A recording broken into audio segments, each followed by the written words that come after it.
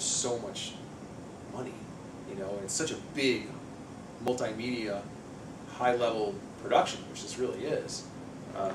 You know, it just takes a lot to get the machine to move. It's just like if you were in a really, really big band and you had a big record company deal. It's the same kind of thing, you know. It just takes a lot. So it's not as nimble as a Keneally band or, you know, some of these other, you know, smaller acts that I play with, where you can really kind of like do what you want, make it up as you go along and all that. But once the machine gets going, it's a nice little train to be on. I saw a tweet from Peanut at one point. He was stopped at a rest stop, and U2 was in the same rest stop, and they have like 200 vehicles for their entourage because they've got so much set equipment and whatnot. And he was listing off all the vehicles and whatnot, and it's like moving that, just moving the payroll, moving the vehicles, the logistics of it have got to be insane. And Dethkon, by comparison. Well, Dethkon's small compared to 3. Yeah. That's the, you know, I mean. But I was very impressed with watching them move the equipment up. By the time they got to Dallas last year, it was. Oh yeah.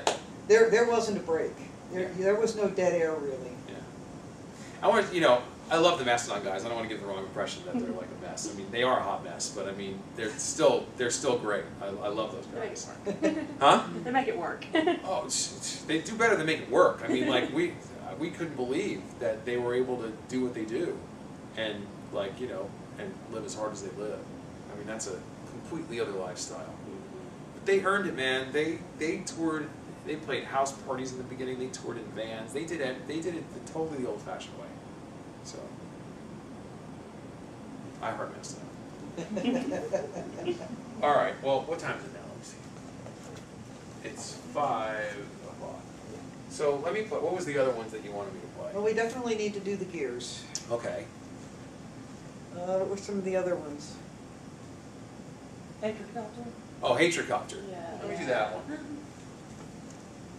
I haven't played this in a long time, so hopefully I won't screw it up.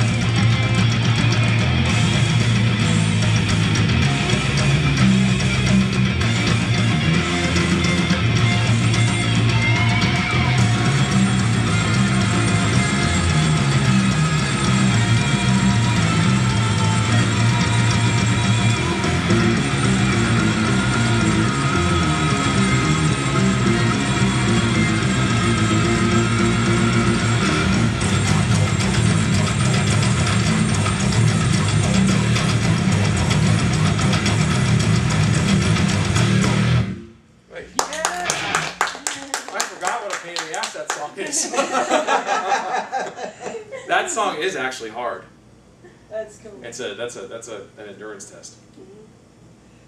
Question came in on the internet. How did you audition for Dethkon? I didn't actually. Brendan just asked. Brendan knew Mike Keneally and I for years as musicians, before we even knew him personally. This is actually an amazing story for the person who asked if they don't know this. I went to Berklee College of Music from '89 to '93. And Brendan went to Berklee from '94 to '98, or '93 to '97, whatever it was right after I left. Right after I left, I got the gig with Dweezil Zappa. And so I was in his band, and the very first gig of the very first tour that we did came to Boston, which is where Berklee is. Now, you got to get that Berklee's like a school of musicians, and like everybody, it's very competitive, and like, you know, when musicians go to, especially Berklee students go to other shows, they're always like, you know, like watching like, you're not that good. I can do what you do. I mean, it's very much like that. You know? Oh my God. So then I come back and I'm in this band, which is like a very kind of players kind of band. Like we were doing all sorts of very difficult stuff. It was supposed to be difficult. You know, we were showing off in a way. So I'm back there. I'm like totally scared out of my mind. Like I was just one of these students, and now I'm here at this professional gig in this club, and all these Berklee students are watching us. And I'm like, please, I don't screw up. Anyway, Brendan was in the audience as a freshman. So he knew who Keneally and I were for years before we ever met. Anyway, he did the home movies thing, and then home movies wasn't a show anymore, and then somehow, I know what it was, Mike Keneally found Brendan on MySpace, and he was a home movies fan. So him and his girlfriend both were home movies fans. And he wrote him on MySpace and said, Brendan, this is Brendan Small from Home Movies. I just want you to know that I'm a big fan, and I really dug the show. So Brendan wrote Mike back and was like, dude, I've been a fan of yours for 10 years.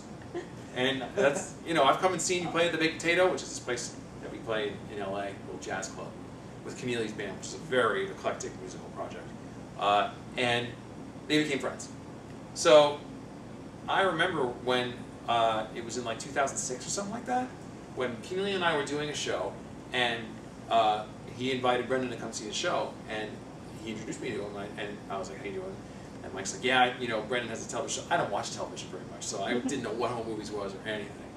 And he's like, well, Brendan's got this new show, you know, and Brendan told me about it. He's like, told me the premise. There's this band, it's called Dethkon, biggest death metal band in the world. Da, da, da, da, da. They're all really rich, they're really dumb. Da, da, da. You know, the whole thing. And the more he described it, I'm like, that's really funny. That's going to be funny.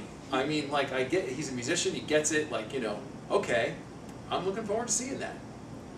And then like a few months later, like there's billboards on the Sunset Strip of these cartoon characters, and I'm like, that's that thing that he was talking about. And then it totally blew up, and I'm like, oh my God, that, you know, I know that guy. Anyway, you know, then, you know, the rest of the story, the show was a hit, they put out the record was a hit, and then it was like, okay, well, the band needs to go on tour. So Brendan called Mike and I, because he already had Gene from the records. And that was a big part of kind of like establishing Dethkon's metal credibility anyway, was to get a real metal guy to play drums. But Brendan played everything else on the record, and the television show, he just played guitar and bass. I mean, he could play all this stuff. But when it came time to be in the live band, he called Mike and I. And I'm so grateful because, you know, at the time, first of all, I had short hair. I love metal, but nobody knew that. All they knew was that I was this muso, you know, which is a word for a guy who plays complicated music. You know, I played a lot of instrumental rock and weird stuff that like all the guitar freaks would be like, oh, look at that lick you did. You know, it wasn't metal at all. But I grew up loving metal, Metallica, all the 80s thrash stuff. I love all that stuff. I saw the Master of Puppets tour, you know, I mean, I was a real, anyway, so I had all these metal techniques worked out on bass, and I never ever got to use them until I got to play with Dethkon. So when he asked me, I was so excited, I was just like, I can't believe this. And so I showed up, and I was, you know, I knew all the stuff. I mean, he sent me the record, and it's not as difficult as most of the stuff that I play. So it was just super fun. And it came together really quickly. I mean, Mike Keneally is a great guitarist. He's not a metal guy at all, and he didn't grow up listening to metal. But he can play metal because he can play anything. So, you know, there we had this band with Brendan and me and Mike and Gene, and like, I'm just glad that he asked me to do it because it came together. We played the first couple times in rehearsal. It was like, wow, this sounds really good. Now, we sound better now than we did in the beginning because we had to make some gear. You make gear refinements along the way. That's really kind of what it comes down to after a while, is what the sound of the band. We can all play, but we wanted to make sure that we sounded good together. And now we have that together also. It's a really tight unit now. So there's a long answer to a very short question. Well, it wasn't an easy it wasn't an easy process. Yeah, yeah. So what's Brandon, I mean, what's it like hanging out with Brandon? Is he just goofy or? Well, it's like guy, hanging out with a professional comedian. Yeah. Everything. Well, I figured he'd be funny like all the time. Well, yeah, everything you say is potential fodder for like a joke. potential You have to be careful. But no, he's so laid back. That's the cool thing about him. I mean, he's got this multimedia enterprise that he's responsible for running, essentially. And he's the most laid back dude about it. He's not, you know, I mean, he stresses about things, but only about the show, not with the band. You know, the band is just like, it's like a vacation Is it for like him. fun almost. time for him? Totally, yeah. Because I mean, you know, we know our stuff, and our job is to support him. You know, because in the beginning he didn't have nearly as much gigging experience as we had. I mean, we've been touring for years, and he hadn't done it. Suddenly he had to go out and tour like not just like play club dates, like go out and like play like big Actual halls, yeah. like right off the bat. But he's amazing, man. He got up to speed really fast, and he's handling a lot up there, man. He's got to do the vocals and all that guitar stuff, and it's not easy what he does. And he's really mellow about it. He's got a really good kind of perspective on how to run an operation. That's really cool. Yeah, it is. It's you know, I think the one thing that people don't know about Brendan is that he has very good executive chops. And I've been in a lot of organizations. Someone's got to run them. You know, someone's got to be the last word. And, you know, ultimately, I think that organizations are a reflection of the top flowing down. And the fact that we're such a mellow enterprise, really, you know, when we get together, is a reflection of how good he is at just kind of keeping all that shit together. And it's a lot to keep together. He's super fun. You know, he's hilarious. Well, I kind of, you know, figured he was, but I just, you know, but then on the other hand, I would think, well, gosh, he's got like all this stuff that he's got to keep up with, and, you know, he's got to make all these decisions, and, I mean, I bet he's busy all the time, and... Well, you know, if you love what you do, yeah. it doesn't show up that way. And I think we all kind of feel that way. I mean, Gene, Mike, and I, you know, we've all been really blessed that we could just play music for a living. And I had a corporate job for many years before I finally quit and decided I needed to be a musician full time. So I really appreciate it. And I know that Brendan also really appreciates it too. Like, you know, we still have like total fan geek moments. Like when we were doing The Benefit, you know, we're like, there's Steve Vai right there. You know, I mean, like, and he knows these guys now, and he talks to them, but there's still like moments where we're just like, you know, can you believe we get to do this? You know, I'm telling him about, you know, playing with Vai, and he's like, really, you know, because he wants to know. Because Vai is a big hero of his, and so is Satriani. And now Satriani calls him and like tells him what his like custom settings are on his amplifier, so he can get good sounds in the studio. That's gonna be like the coolest thing. Oh yeah. Like all, you know, and people you thought of as like your inspiration or your heroes or whatever. for all like of us. talking to, you're like, oh my god. For all of us, it's amazing. And for Brendan, it's especially amazing because he's got the show and he can have people come in and do guest voices. And Yeah. he's got to meet a lot of people. And you know what, man? He earned it. I mean, he came up with that whole thing. Yeah, I mean, it's like brilliant. Yeah. I mean,